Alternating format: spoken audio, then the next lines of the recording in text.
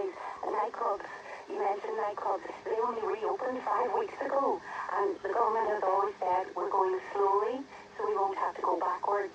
But now we are effectively going back to measures which were in place at the end of October.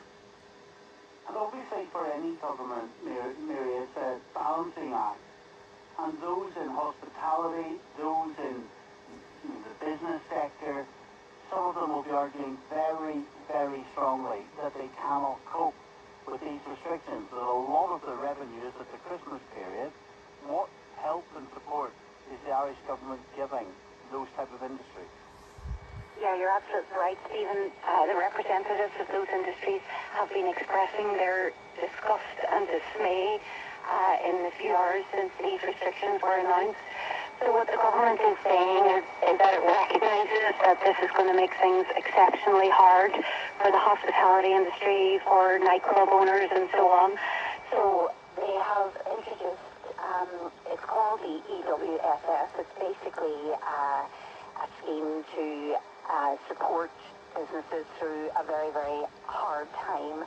And they're also doing a commercial rates waiver. So they are doing some things. Obviously, a lot of people who would have been expecting seasonal work would have been expecting perhaps to work in nightclubs, restaurants, bars, and so on over Christmas.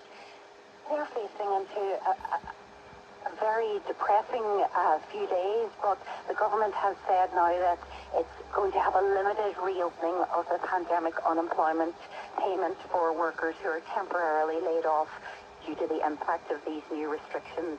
So is that the equivalent of our furlough scheme? Yes, pretty much so.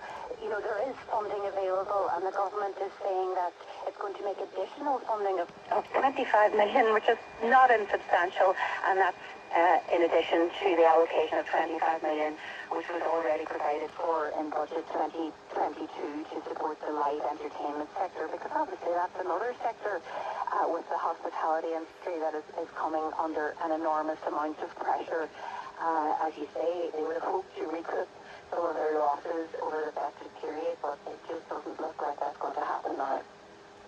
It's interesting, Mary. So if we look at England's strategy, Boris Johnson's approach,